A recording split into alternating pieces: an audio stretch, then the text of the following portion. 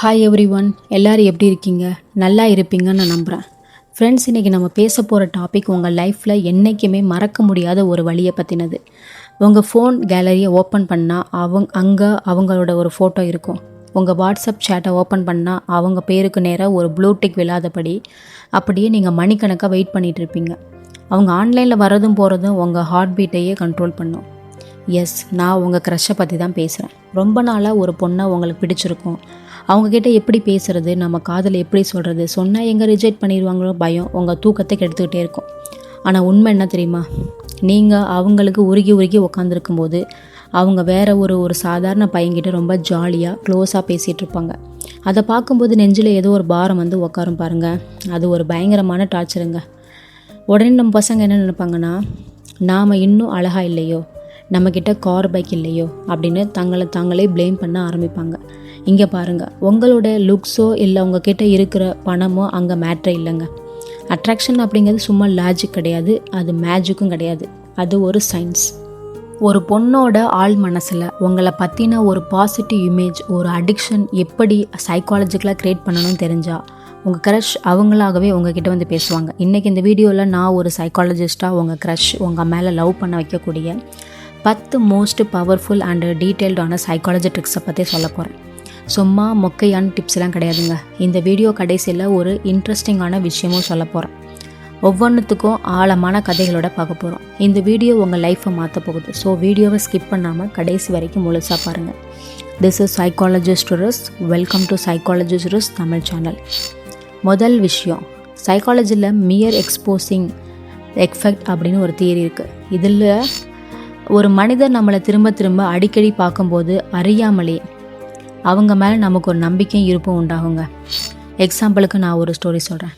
இதுக்கு ஒரு சூப்பரான எக்ஸாம்பிள் சொல்கிறேன், கேளுங்க. விக்ரம்னு ஒரு பையன் அவன் காலேஜில் ரம்யான்னு ஒரு பொண்ணை ஒன் சைடாக லவ் பண்ணுறான். விக்ரம் என்ன பண்ணுவான்னா, ரம்யாவுக்கு முன்னாடி போய் நிற்கவே பயப்படுவான். கேம்பஸில் அவளை பார்த்தா அப்படியே ஒளிஞ்சுப்பான். ஆனால் அதே கிளாஸில் இருக்கிற அருண்னு ஒரு பையன் இருந்தான்.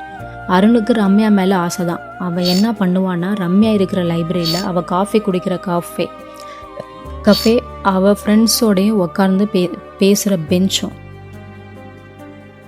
எல்லா இடத்துலையும் சும்மா வந்து கிராஸ் பண்ணுவான். அவகிட்ட போய் கடலை போடலை, ஜஸ்ட்டு அவள் கண்ணில் படுற மாதிரி அங்கேயே நிற்பான். ஒரு வாரம் கழித்து ரம்யாவும் அருணோட முகம் பழகி போயிடுச்சு. ஒரு நாள் அருண் பார்க்கும்போது அவளை லைட்டாக ஸ்மைல் பண்ணான். ஏன்னா அவளுடைய பிரெயின் அருணை ஒரு பாதுகாப்பான தெரிந்த நபர் அப்படின்னு ரிஜிஸ்டர் பண்ணிடுச்சு. விக்ரம் கடைசி வரைக்கும் ஒரு முகம் தெரியாத நபராகவே போயிட்டான். ஸோ உங்கள் க்ரஷோட கண்ணில் நீங்கள் அடிக்கடி படணும், ஆனால் ஸ்டாக் பண்ணக்கூடாது. சும்மா அந்த என்விரான்மெண்ட்டில் நீங்கள் இருக்கணும். ரெண்டாவது விஷயம், உதவி கேட்குற கலை. நாம் என்ன நினைப்போம்னா, ஒரு பொண்ணுக்கு நம்ம நிறைய உதவிகள் செஞ்சால் அவங்களுக்கும் நம்மளை பிடிக்கும். ஆனால் சைக்காலஜி தலைகீழ வேலை செய்துங்க. உங்கள் க்ரஷ் கிட்ட நீங்கள் ஒரு சின்ன ஹெல்ப் கேட்டால் அவங்களுக்கு உங்கள் மேலே ஒரு அட்ராக்ஷன் அதிகமாகும். எக்ஸாம்பிளுக்கு நான் ஒரு ஸ்டோரி சொல்கிறேன். ஆகாஷ், திவ்யான் அப்படின்னு 2 பேர் ஒரு ஆஃபீஸில் வேலை செய்கிறாங்க. ஆகாஷுக்கு திவ்யா மேலே ஒரு செம்ம க்ரஷ். ஆகாஷ் என்ன பண்ணுறான்னா, திவ்யாவுக்கு டெய்லி காஃபி போட்டு எடுத்துகிட்டு வரான். அவளுடைய ஃபைல்ஸ் இவன் செஞ்சு முடிக்கிறது, ஓவராக உழைக்கிறான். திவ்யா அவனை ஒரு வேலைக்காரன் மாதிரி பார்க்க ஆரம்பிச்சிட்டான். ஆனால் அங்கே புதுசாக ஜாயின் பண்ண கார்த்திக்னு ஒரு பையன் ஒரு நாள் திவ்யா கிட்டே போய், திவ்யா, எனக்கு இந்த எக்ஸல் சீட்டில் ஒரு சின்ன டவுட், நீங்கள் கொஞ்சம் ஹெல்ப் பண்ண முடியுமா? ஜஸ்ட்டு 2 மினிட்ஸ் தான் அப்படின்னு ரொம்ப பொலைட்டாக ஒரு சின்ன ஹெல்ப் கேட்டான். திவ்யாவும் ஹெல்ப் பண்ணிவிட்டு அவன் மனசுக்குள்ளே என்ன நினச்சா தெரியுமா? நாம ஏன் இவனுக்கு ஹெல்ப் பண்ணோம்? ஓ, அப்போது நமக்கு இவனை பிடிச்சிருக்கு போல் அப்படின்னு அவளோட பிரெயினே அவளுக்கு ஒரு கதையை சொல்ல ஆரம்பிச்சதுங்க. இதுதான் காக்னேட்டிவ் டிசோனன்ஸ் அப்படின்னு சொல்லுவோம். உங்கள் க்ரஷ் கிட்ட பெரிய ஹெல்ப் கேட்காதீங்க. ஒரு பேனா கேளுங்க, ஒரு சின்ன சஜஷன் கேளுங்க.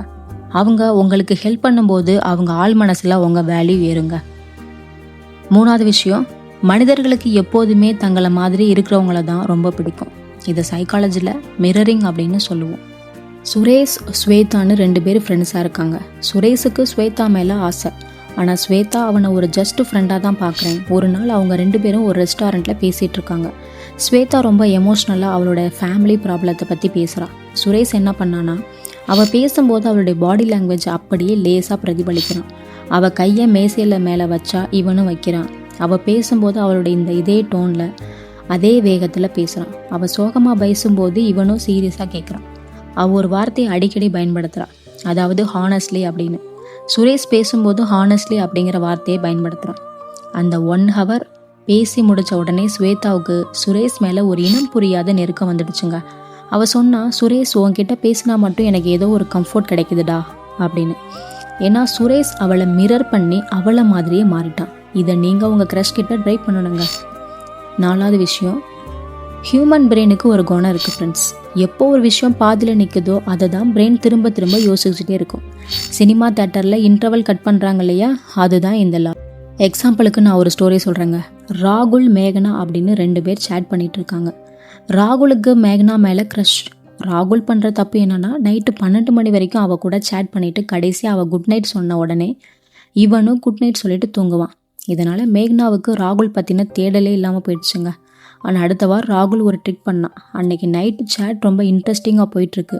2 பேரும் செம்மையாக சிரிச்சு பேசிகிட்டு இருக்காங்க. கரெக்டாக சேட் பீக்கில் இருக்கும்போது ராகுல் ஒரு மெசேஜ் அனுப்புகிறான்.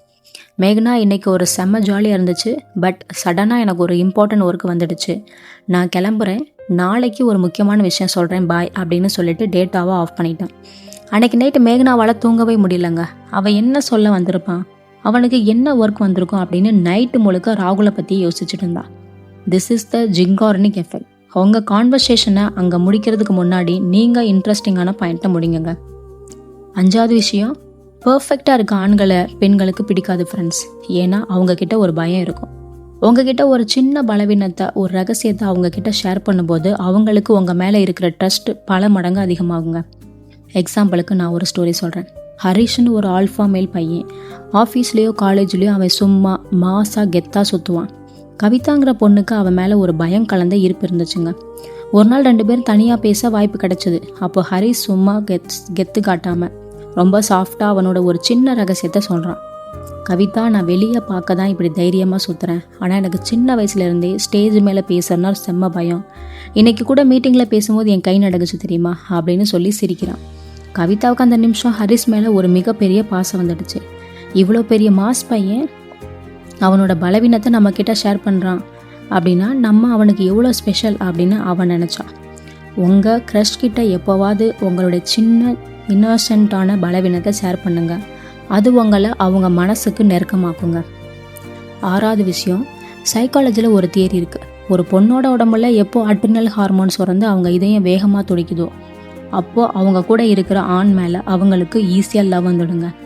எக்ஸாம்பிளுக்கு நான் ஒரு ஸ்டோரி சொல்கிறேன். தீபக் அஞ்சலின்னு 2 பேர் க்ரஷ் லெவலில் இருக்காங்க. தீபக் அஞ்சலியோட ஃபர்ஸ்ட் டைம் வெளியே கூட்டிகிட்டு போகிறதுக்கு பிளான் பண்ணுறான். சும்மா ஒரு பார்க்குக்கோ இல்லை ஒரு சாந்தமான கஃபேக்கோ கூட்டிகிட்டு போகாமல் தீபக் அவளை ஒரு தீம் பார்க்குக்கு கூட்டிகிட்டு போகிறான். செம்மையான ஒரு ரோலர் கோஸ்டர் ரைடில் உட்கார வச்சான். அந்த ரைடு போகும்போது பயத்தில் அஞ்சலியோட இதயம் டக்கு டக்குன்னு பயங்கரமாக அடிச்சுது. கையெல்லாம் நடுங்குச்சு.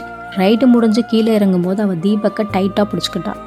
அவளோட பிரெயின் என்ன நினச்சா தெரியுமா, நமக்கு இதயம் ஏன் இவ்வளோ வேகமாக அடிக்குது, ஓ இது தீபக் கூட இருக்கிறனால தான் நமக்கு இந்த லவ் வந்துடுச்சு போல் அப்படின்னு அந்த பயத்தோட த்ரில்லரில் தீபக் மேலே இருக்க லவ், காதல், அப்படின்னு சொல்லிட்டு பிரெயின் தப்பாக புரிஞ்சிச்சுங்க.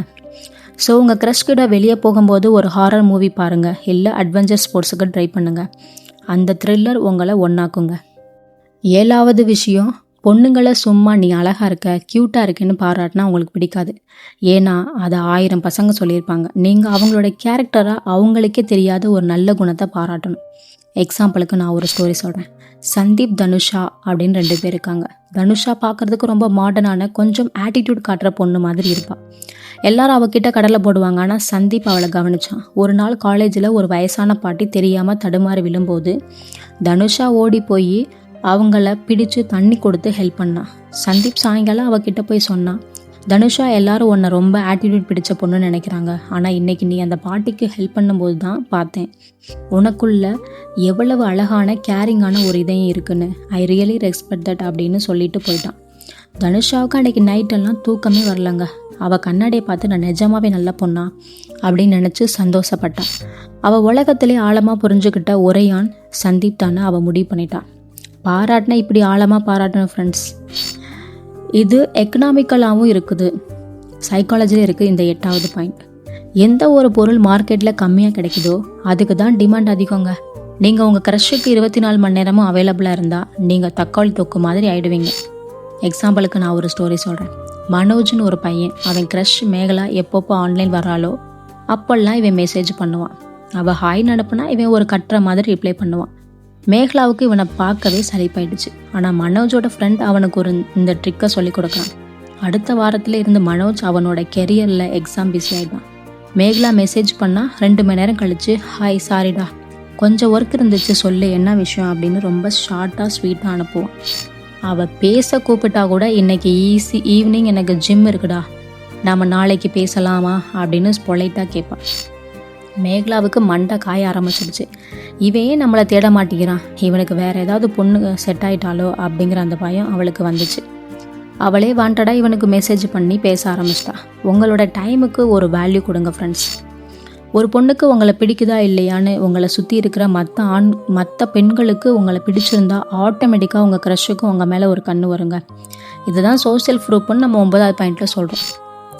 எக்ஸாம்பிளுக்கு நான் ஒரு ஸ்டோரி சொல்கிறேன். பிரகாஷ்னு ஒரு பையன் அவன் க்ரஷ் திவ்யா கிட்ட போய் நான் ரொம்ப நல்லவன் என்னை லவ் பண்ணுன்னு சொன்னான்.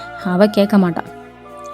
பிரகாஷ் என்ன பண்ணான்னா, நவ்யா இருக்கிற அந்த குரூப்பில் இருக்கிற மற்ற பொண்ணுங்க கிட்ட ரொம்ப மரியாதையாக ஃப்ரெண்ட்லியாக ஜாலியாக பழகினான். மற்ற பொண்ணுங்க எல்லாரும் நவ்யா கிட்ட பேசும்போது, டே அந்த பிரகாஷ் செம்ம பையன் இல்லை, எவ்வளோ க்யூட்டாக பேசுகிறான், எவ்வளோ ஹெல்ப் பண்ணுறான் அப்படின்னு அவனை பற்றி பாசிட்டிவாக பேசினாங்க.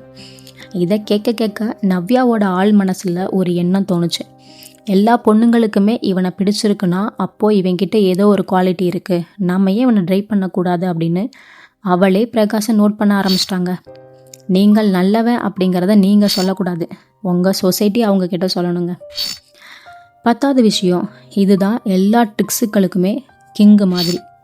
ஒரு விஷயத்த நம்ம அவங்களுக்கு கொடுக்குற மாதிரி கொடுத்துட்டு டக்குன்னு அதை பறிச்சுக்கிட்டா அவங்களுக்கு அந்த பொருள் மேலே இருக்க வெறி பல மடங்கு அதிகமாகுங்க. எக்ஸாம்பிளுக்கு நான் ஒரு ஸ்டோரி சொல்கிறேன். அர்ஜுன் ஸ்னேகா 2 பேர் இருக்காங்க. அர்ஜுன் ஸ்னேகாவை ரொம்ப நாள் லவ் பண்ணிட்டு இருக்கான். ஸ்னேகாவுக்கும் அது தெரியும். அதை வச்சு அர்ஜுனை சும்மா சுற்றி விட்டுட்டே இருக்கா. ஒரு நாள் அர்ஜுன் அவகிட்ட ரொம்ப சீரியஸாக போய் உக்காந்தான். ஸ்னேகா, உனக்கு என்ன பிடிச்சிருக்கா, நான் உன்னை லவ் பண்ணுறேன், உன்னோட லைஃப்பில் நான் ஒரு பார்ட்னராக இருக்குன்னு ஆசைப்பட்றேன் அப்படின்னு சொல்கிறான். ஸ்னேகா டக்குன்னு, இல்லை அர்ஜுன் எனக்கு இப்போ கெரியர் தான் முக்கியம் அப்படின்னு ஏதோ சாக்கு சொல்கிறான். அர்ஜுன் அங்கே அழுது சீன் போடலை ஃப்ரெண்ட்ஸ். அவன் சொன்னான், ஓகே ஸ்னேகா, நான் உன்னுடைய முடிவை மதிக்கிறேன், எனக்கு உன்னை பிடிச்சிருக்குன்னு சொன்னேன், உனக்கு இஷ்டம் இல்லைன்னு நோ ப்ராப்ளம், நாம் இனிமேல் ஜஸ்ட்டு நார்மலாக இருக்கலாம், நான் உன்னை டிஸ்டர்ப் பண்ண மாட்டேன் அப்படின்னு சொல்லிட்டு ரொம்ப கேஷுவலாக எந்திரிச்சு போயிட்டான். அதுக்கப்புறம் அவகிட்ட காதலை பற்றி பேசவே இல்லை. ஸ்னேகாவுக்கு டக்குன்னு ஒரு நடுக்கம் வந்துடுச்சு. ஐயோ, இவ்வளவு நாள் நமக்கு கிடைச்ச அந்த அட்டென்ஷன், அந்த அன்பு இப்பெல்லாம் போயிடுச்சே அப்படின்னு அவள் யோசிச்சான்.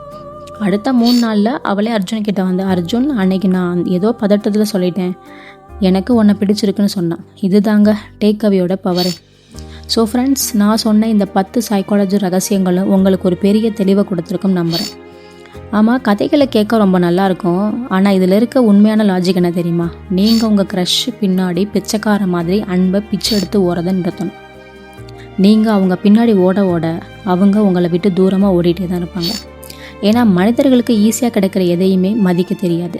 உங்களை நீங்கள் ஒரு ஹை வேல்யூ ஆனால் ஒரு ஆல்ஃபா மேலாக மதிக்கணும். உங்கள் கெரியரில் ஃபோக்கஸ் பண்ணுங்கள், உங்கள் உடம்பை ஃபிட்டாக வச்சுக்கோங்க. உங்கள் சுயமரியாதை என்றைக்குமே எந்த ஒரு பொண்ணுக்காகவும் விட்டு கொடுக்காதீங்க. எப்போ உங்ககிட்ட அந்த கம்பீரமும் தன்னம்பிக்கையும் வருதோ அப்போ உங்கள் க்ரஷ் மட்டும் இல்லைங்க ஃப்ரெண்ட்ஸ், இந்த உலகமே உங்களை திரும்பி பார்க்கும். உங்ககிட்ட அந்த பவர் இருக்குது. இதை இன்றைக்கே ஸ்டார்ட் பண்ணுங்கள். இந்த 10 ட்ரிக்ஸில் நீங்கள் முதல்ல உங்கள் க்ரஷ் கிட்ட எதை யூஸ் பண்ண போகிறீங்க அப்படிங்கிறத கீழே கமெண்ட்டில் சொல்லுங்கள்.